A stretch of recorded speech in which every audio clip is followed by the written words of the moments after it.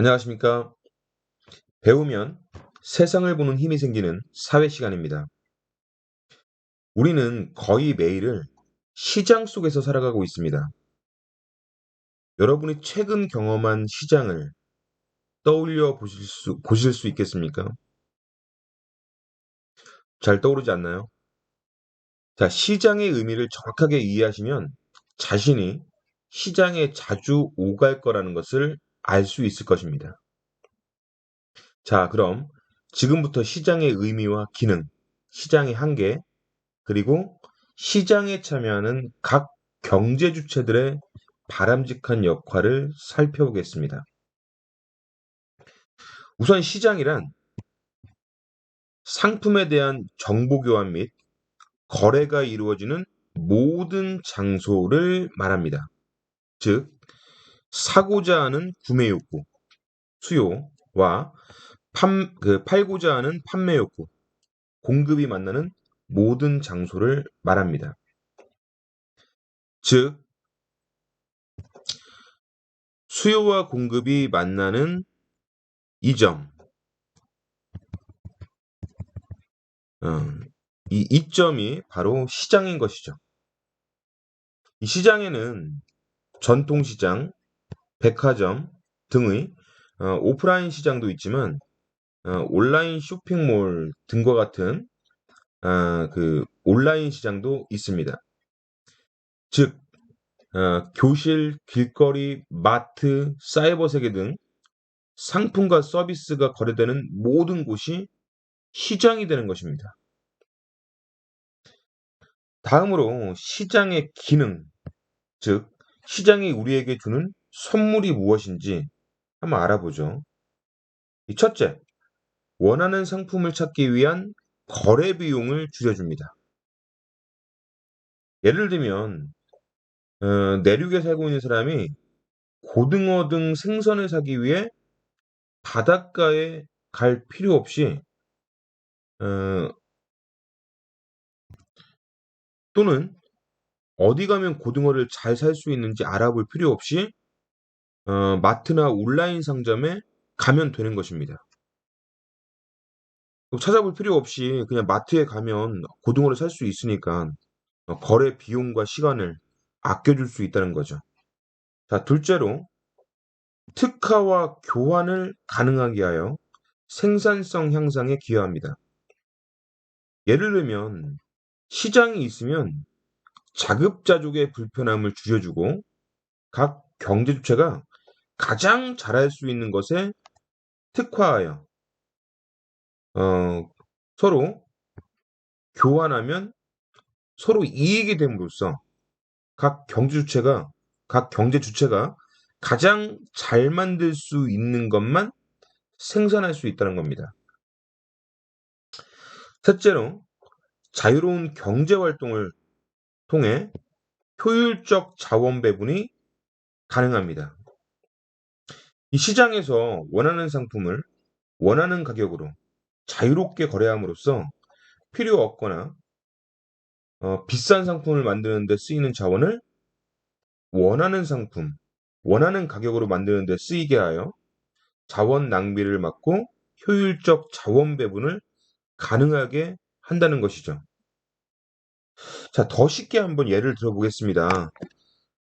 선생님이 만든 사례 한번 읽어봅시다.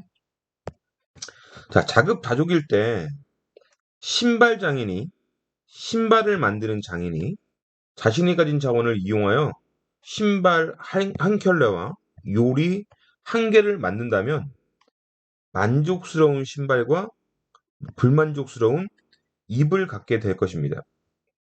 또한 요리사가 요리사가 자신이 가진 자원을 이용하여 요리 한 개와 신발 한 켤레를 만든다면 만족스러운 입과 불편한 발을 갖게 되겠죠. 이제 시장에서 시장에서 교환과 특화가 이루어진다면 신발 장인은 자신이 가장 잘 만들 수 있는 신발 두 켤레를 만들고 특화하고 요리사는 자신이 가장 잘 만들 수 있는 요리 두 개를 특화한 후 서로 신발 한 켤레와 요리 한 개를 교환하게 되면 신발 장인과 요리사 모두 만족스러운 입 하나와 만족스러운 발 하나를 갖게 되는 것입니다. 좀 편하게 이해가 되셨나요? 네. 시장은 이렇게 거래 비용도 줄여주고 잘 만들 수 있는 것을 특화하여 교환할 수 있게 하며 잘못 만들거나 불필요한 것을 만드느라 자원이 낭비되는 것을 막고 필요한 것만 생산하게 함으로써 효율적 자원 배분을 가능하게 하니까 시장은 우리에게 참으로 필요하고 좋은 것이 되겠죠. 자, 이렇게 좋은 시장도 자유가 지나치면 문제점이 나타납니다. 우리가 이미 지난 시간에 살펴봤습니다. 지금 간단하게 한 번 더 한번 살펴보도록 하겠습니다. 첫째, 독과점 문제. 독과점 문제로 독과점 기업들이 담합이라는 것을 통해 자기 뜻대로 독과점 기업 뜻대로 생산량을 줄이고 자기 멋대로 가격을 높임으로써 소비자들은 적은 상품을 비싸게 삼으로써 피해가 발생하게 되겠죠. 그리고 자원 배분의 비효율성, 즉 필요한 사람한테 필요한 가격으로 돌아가지 못하게 하는 겁니다. 자원이 필요한 사람한테 전달되지 못한다는 얘기죠. 그래서 자원 배분의 비효율성이 발생할 수 있습니다. 둘째로 공공재 부족 문제가 발생합니다. 이 비경합성과 비배제성, 즉 누구나 동등하게 이용할 수 있으므로 이 무임승차자 문제 같은 것이 발생하며 이윤 추구가 어렵기 때문에 자유시장에서는 공공재를 아무도 만들려고 하지 않을 겁니다. 따라서 공급량이 적죠. 자, 세 번째로 외부 효과로 이로운 외부 경제는 개인적 편익은 적은 반면 개인적 편익은 적죠. 그러나 개인적 비용은 많이 들기 때문에 이 자유시장에서는 사회적 필요보다 적게 발생합니다. 반면 외부 불경제는 개인적 편익은 큰 반면 개인적 비용이 적게 들어요. 따라서 자유시장에서는 사회적 필요보다 쓸데없이 많이 발생합니다. 그래서 이로운 외부 경제는 적게 발생하고 해로운 외부 경제는 많이 발생하기 때문에 이 자유시장의 문제라고 보는 거죠. 자, 넷째로 소득 분배의 불균형 문제가 있습니다. 사유재와 개인의 자유로운 경제활동을 바탕으로 하기 때문에 가정 배경이나 개인의 능력 차이에 따라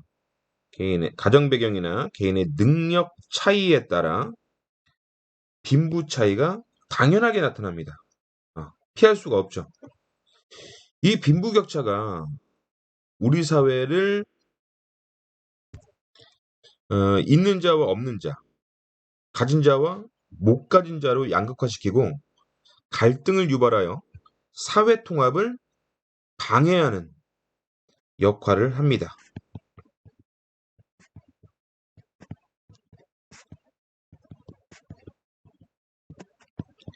사회 통합을 방해하거나 저해하는 역할을 하죠. 이외에도 시장에는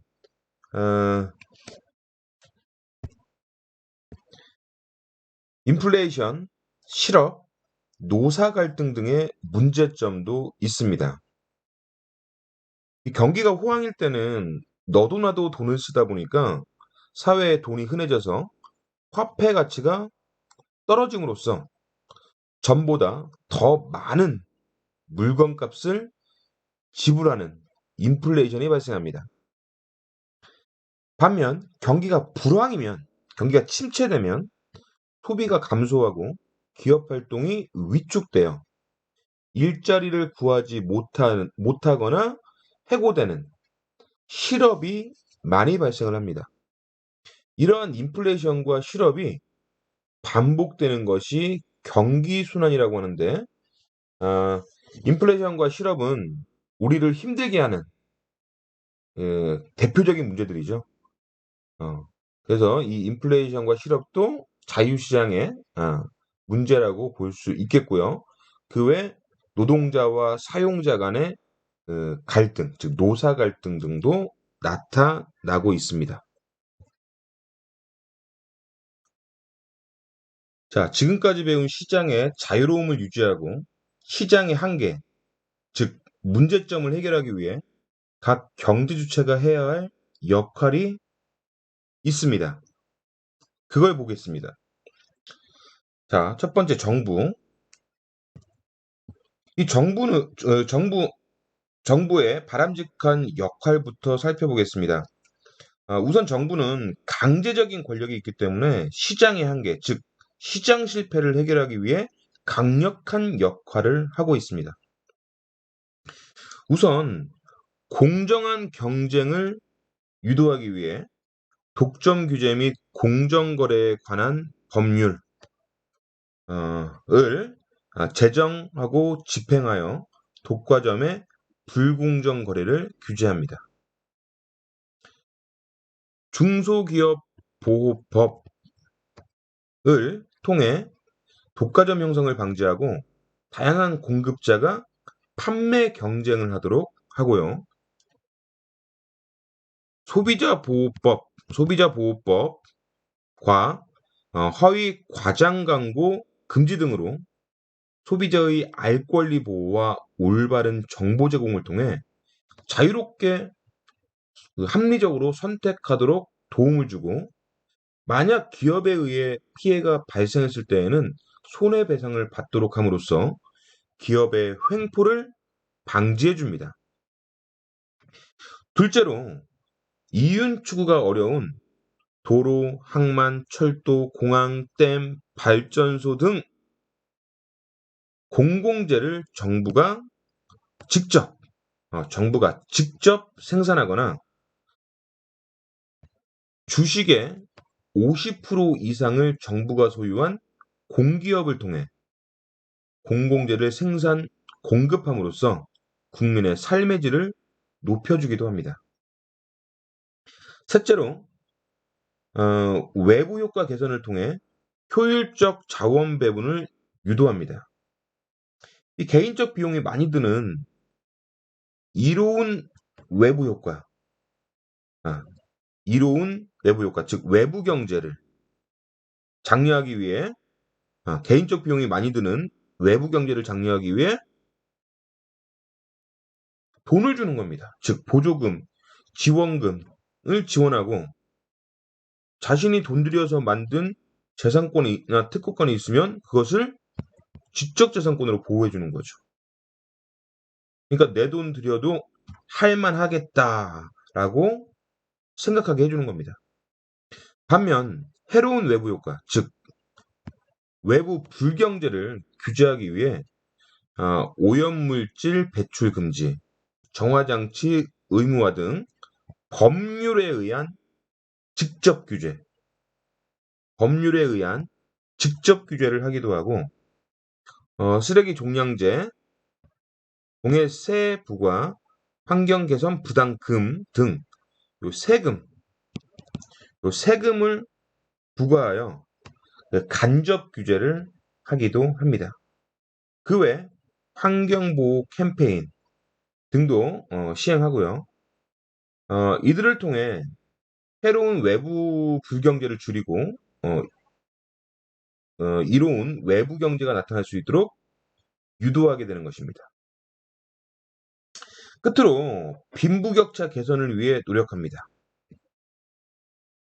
예를 들어 세입 세출을 위한 소득 재분배 정책, 소득을 다시 분배하는 정책, 즉 사회적 강자에게 세금을 걷어 사회적 약자에게 지원해 줍니다.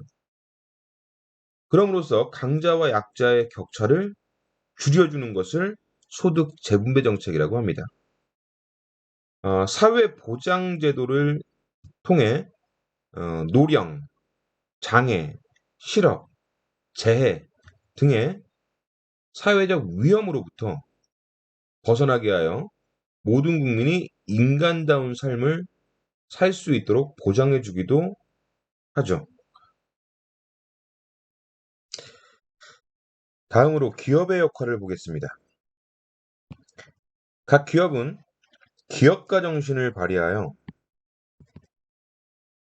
음, 과거의 지식, 기술, 투자, 경영 방식 등 낡은 방식을 파괴하고 기술 혁신, 경영 혁신 등을 통해 새로운 생산 방식을 창조하는 혁신의 과정에 도전해야 합니다. 이 혁신이란 이전의 낡은 방식을 파괴하고 새로움을 창조하는 것으로 창조적 파괴라고 불리우기도 합니다. 이 기업에서의 혁신은 보다 효율적인 새로운 생산 방식에 도전하는 것이라고 볼 수 있죠. 다시 말해, 기술 혁신을 통해 생산성을 향상, 즉, 인공지능 같은 그 첨단 장비를 도입하여 1인당 노동 생산성을 증가시키는 것이 있겠고요. 생산비를 절감하는 기술과 경영 시스템을 구축하여 어, 구축하기도 하고요. 또는 소비자가 원하는 상품이나 첨단 제품 등 부가가치가 높은 상품을 발굴함으로써 이 더 좋은 상품을 더욱 저렴하게 생산함으로써 소비자 이익을 보호하고 기업의 이익도 창출하는 거죠. 자, 예를 들어보면요. 최근 부각되고 있는 ESG 경영이 있는데요. 그동안 이윤 극대만을 위하였던 기업이 최근에 와서 환경을 생각하는 지속 가능 투자와 그 노동자 소비자뿐만 아니라 이윤의 사회적 환원까지 고려하는 사회적 책임 투자로 그 거버넌스, 즉 지배 구조를 바꾸는 이 혁신적인 경영 방식입니다.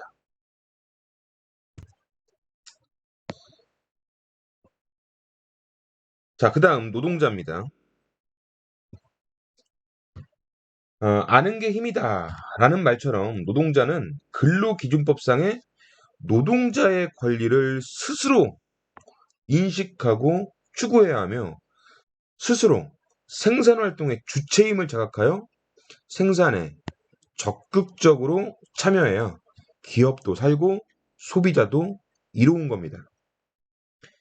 이 기업이 경영자 또는 대주주의 것이란 편견에서 벗어나 어, 기업과 노동자가 상호 의존적, 동반자적 지위에 있음을 반드시 인식하고 그 생산활동에 책임을 가지고 참여하는 것도 당연한 것입니다. 우리 헌법 제33조 1항에도 이 노동삼권이라는 노동자의 권리가 명시되어 있습니다.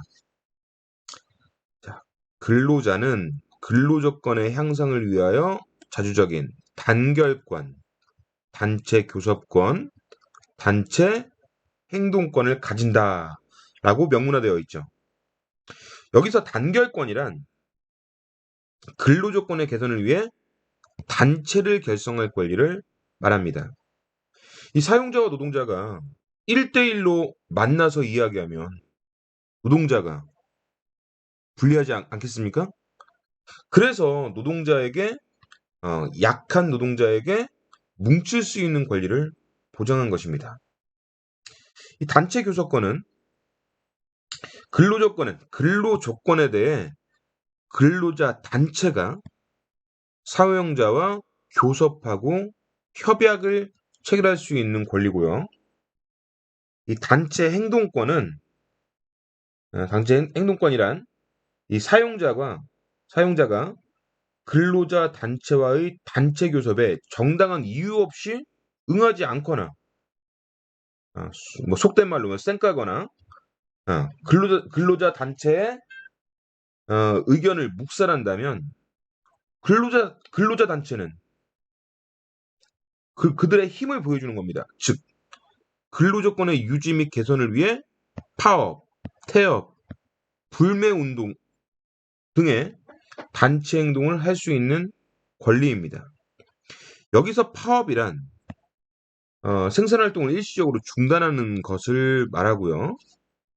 태업이란 근로시간에 따른 근로는 합니다. 근로는 하는데 일부러 게으르게 일하거나 기계 설비를 고장내거나 또는 불량 제품을 생산함으로써 기업에 손해를 주는 거예요. 불매운동은 근로자의 권리를 존중하지 않는 기업의 상품을 사지 않는 행동을 이야기합니다. 자, 마지막으로 소비자입니다. 자, 여러분, 그 소비자 주권이란 말은 들어보셨겠죠? 소비자 주권. 어. 자, 소비자 주권이란 소비자의 상품 선택이 소비자가 어떤 상품을 선택하느냐에 따라 기업의 생산 품목, 생산 방식, 유통 과정에 영향력을 주고 기업의 자원 배분 방향을 결정한다라는 뜻입니다. 쉽게 말해서 여러분의 선택, 즉 여러분 소비자들의 선택이 기업의 생산을 어떻게 할지를 결정하게 해준다라는 뜻입니다. 그것이 소비자 주권이에요. 따라서 소비자가 적정한 소비, 합리적 소비, 나아가 윤리적 소비를 한다면 이 자원 낭비의 예방에서 나아가 공정하고 정의로운 경제체제 구축까지도 기여할 수 있게 된다는 겁니다. 그러니까 적정한 소비와 합리적 소비를 한다면 기업이 쓸모없는 상품을 만들거나 특정 상품을 과잉 생산하는 것을 막음으로써 자원 낭비를 예방할 수 있는 거예요. 나아가 그 나아가 윤리적 소비, 즉 예를 들면 농약친 농산물을 사지 않거나 어린아이나 노약자의 노동 착취를 통해 만든 커피나 운동화 등의 상품을 소비하지 않는다면, 즉 윤리적 소비를 한다면 우리 경제는 보다 깨끗하고 공정하고 정의로운 기업의 활동이 나타나고 소비자들은 공정한 상품을 살 수 있게 된다라고 하는 겁니다.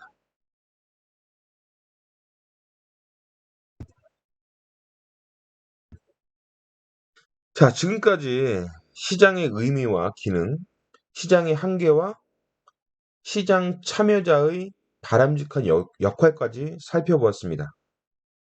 자, 다음 시간에는 국제무역에 대해 학습해 보겠습니다. 국제무역도 어, 국내 경제에서 조금 더 활동 범위만 넓어진 거예요. 국제무역도 국제시장이라는 시장에서 똑같이 활동하는 겁니다. 단지 활동 장소가 넓어졌다라고 생각해 보시면 되겠습니다. 자, 그동안 공부하느라 고생 많으셨습니다. 다음 시간에 뵙겠습니다. 감사합니다.